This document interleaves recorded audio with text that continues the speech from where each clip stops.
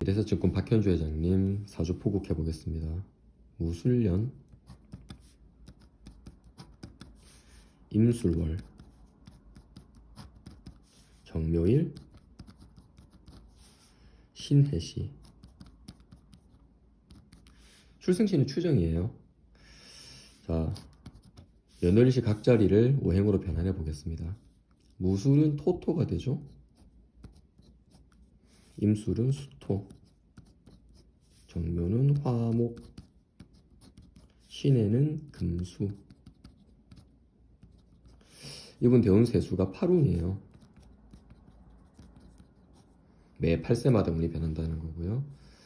남자가 양의 간지를 가진 해에 태어나게 되면은 대운이 순행하니까 대운의 변화는 월의 변화고, 월이 임술월이니까 임술 다음은 개해가 됩니다. 개해 다음은 갑자. 제가 쭉 써볼게요. 을축, 병인, 정묘, 무진, 기사, 경호. 대운은 여기까지만 해보겠습니다. 대운세수가 8이니까 처음에 8세, 18세, 28, 38, 48, 58, 68, 78. 자, 대운도 오행으로 한번 변환해 보겠습니다. 개해는 수수, 목수, 목토, 화목, 화목, 토토, 토화, 금화. 출생시가 뭐가 오든지 간에 가장 먼저 눈에 띄는 것, 뭐 사주 자체로 봐서 보면 제일 좋겠지만 오행상으로 봤을 때 화가 앞에 토를 강하게 바라보고 있다, 그죠? 목화 토금수 오행 관계상 화생토, 화가 결과물을 낳는 게 토거든요. 그래서 토는 화의 입장에서 보면은 재능이나 근로, 그리고 어떤 개척정신, 자기 역량의 표현 같은 그런 게 해당이 됩니다. 근데 이 사주가 재밌는 게 사실 이 월의 변화들이 어렵거든요. 좀 더 공부하신 분들은 지장간이라 그래서 이 지지 안에 여러 개의 천간이 숨어있게 되는데, 예를 들어서 이 술토 같은 경우 사주는 음력으로 하는 게 아니고 절기의 변화로 하게 되고, 술월은 절기상 한로가 지난 다음이 절기거든요. 이분이 58년 10월 17일생으로 한로가 지나고 약 6, 7일 뒤에 태어나셨어요. 무슨 말인가 하면 월별로 날이 지남에 따라서 변화가 계속 일어나기 때문에 술월 안에는 3개의 천간이 들어가 있게 되는데, 술월 앞에 6월이어서 거기서부터 기가 이어받은 신금도 들어가 있고, 그리고 인호술 삼합 화국을 이루는 단초가 되는 정화도 이 안에 숨어 있고, 그리고 본기인 무토, 이렇게 3개가 있게 되거든요. 금, 화, 토가 있게 되게 되는 거죠. 그래서 사실 술토의 표면적인 오행은 토가 되지만, 이분이 수월이 즉 한로가 되고 얼마 지나지 않아서 여전히 금이 위세를 떨치던 시기에 태어나시게 되는 거거든요. 금 중에서도 신금. 그래서 신금은 음의 속성을 가진 금이어서 이 정화가 음의 속성을 가진 화니까 음이 음을 바라보는 재물이 되면 그거를 치우칠 편제를 써서 편제라 그래가지고, 뭐 꼭 그런 건 아닙니다만은 음양이 맞는 정제에 비해서 편제는 보다 훨씬 더 방향성이 큰, 횡재 같은 그런 큰 재물을 의미하는 경우들이 많거든요. 자기의 영향을 뿜어내는 이 토 안에 자기의 지능이나 끼, 재능, 표현 같은 걸 뿜어내는 그 속에 사실상 강한 기운으로 편재가 들어있으니 이분이 어떤 자기의 진로를 개척해 나가면서 큰 재물을 모을 수 있는 음료적 암시를 가지고 있다, 뭐 이렇게 해석할 수도 있는 거죠. 물론 이 사주의 주인공이 지금 우리나라에서 가장 큰 증권회사의 수장인 박현주 회장을 알고 그렇게 보는 측면도 분명히 있지만 나름대로 암시하는 바가 있다는 생각이 듭니다. 또 한 가지 눈에 띄는 거는 시간에 뭐가 오든지 간에 일간 정화가 월간의 임수와 이렇게 합을 이루고 있다는 거거든요. 간합을. 천간은 매 5개마다 합을 이루게 되는데 정화는 임수를 보면 음간은 전부 다 이 관사라고 합을 이루게 돼 있거든요. 관하고 합을 계속 묶어버리는 거죠.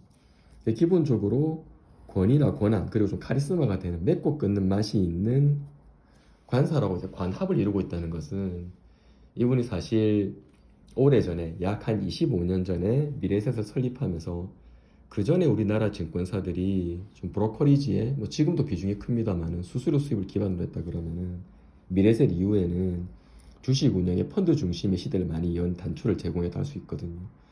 그래서 이미 젊어서 지전 시절부터 주식으로서 많이 이름을 날리게 되고 성과를 많이 내면서 당시 자기가 같이 일했던 지금 미래에셋 증권 사장을 하시는 이제 최현만 사장님이나 이런 분들하고 우리나라가 외환위기를 겪은 그 직후에도 주식 운영에 큰 성과를 내게 되는데 뭐 유명한 펀드들 많이 만들잖아요. 뭐 디스커버리라든가 좀 그런 측면에서 주식 운영에도 어울리는 그런 가납의 모습도 있다. 좀 이 측면도 보이고요. 근데 어쨌거나 강약의 관점에서 보게 되면 음의 소성을 가진 정화 앞에 이미 이 임수와의 간합으로 많이 약해져 있는데 이렇게 식상이 발달돼 있으니까 더욱더 기력이 많이 소모되는 거예요. 사실 정화 힘을 받쳐줄 수 있는 거는 일진 묘목이 유일하거든요. 당연히 이 사주가 맞다면 이 묘목이 용신이 되고 묘목이 용신이 되어야 되니까 이 묘목을 돕는 같은 목이나 그리고 정화를 돕는 화나 이런 운이 오면 기뻐하게 되는데 제가 출생시를 해시로 가정해 보았던 거는 좀 빨리 파가신 분들 보시겠습니다만은 이 묘목이 삼합을 이루는 해묘미 삼합을 이루는 해수가 필요할 것 같기도 하고 묘목이 힘을 얻으려면은 그 옆에 수가 와서 목을 좀 도와줄 필요가 있겠다. 그런 관점 좀 신뢰 잡아봤고요.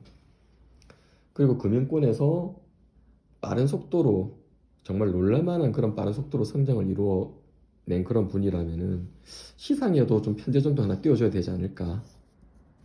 좀 그런 점을 잡아봤습니다. 그래서 이분이 어릴 때 이제 수운, 모군, 관인운의 학교를 마치고 고려대학교를 졸업하고 증권회사에 취직해 있다가 드디어 이제 38세부터 58세까지 20년간 천간의 병정화, 목화가 용신인데 천간의 병정화, 지지의 인묘목, 끝내주는 운이죠. 운이 기가 막히게 이 활동기에 최고 운이 들어왔다는 게 이게 정말 중요한 거죠. 이 화목 20년간 시간으로 보게 되면 연도로 보게 되면은 이게 이제 90년도 후반 되고 58년생에 38을 더하게 되면은 97년도 정도 되잖아요. 딱 이 대운에 접어들던 그 무렵에 미래에셋 설립해서 이후에 비약적인 발전을 해온 거죠. 정말 비약적인 발전을 해왔고 지금 이분이 우리 나이로 지금 우리나라 65세거든요. 우리나라 65세가 되면서 지금 무진대운 중에 들어와 있는데 사실 무진대운은 좀 불편하죠.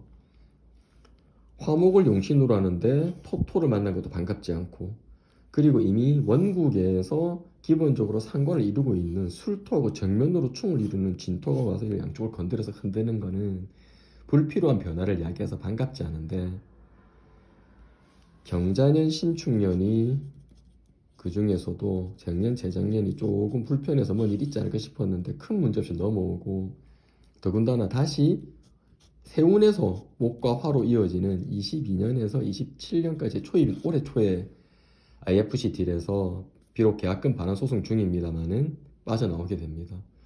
결과론적인 얘기입니다만은 연초에 그 딜을 계속 몰아붙였더라면은 지금 상당히 굉장히 어려운 국면을 겪었을 것 같아요. 알고 그러셨는지 아니면 운인지 모르겠지만 기가 막히고 이걸 넘어서서 이번에 세운의 마무리가 된 27년이 이게 정미년이거든요. 제 추정이 맞다고 하게 되면은 이 미토가 오게 되면서 해묘미 목국을 이루게 되니까 이번 이게 새로운 기회를 맞아서 그 이후엔 다시 화원으로 접어들잖아요. 그래서 이분이 약 한 25년쯤 전에 외환위기 때 우리나라 증권업의 패러다임을 바꾸는 그런 모습 만든 것처럼 이미 이때 좀 많이 열려서 가지고 현역으로서 뭔가 의미 있는 모습을 전면에서 보여주기 어렵겠지만 적어도 회사는 그에 좀 다른 단초를 받아서 다시 한번 도약할 수 있는 단초를 마련하지 않을까 뭐 그런 생각도 듭니다. 그래서 오늘은 미래에셋증권 박현주 회장님 연조를 가지고 사주 보는 법 검토해 보았습니다. 감사합니다.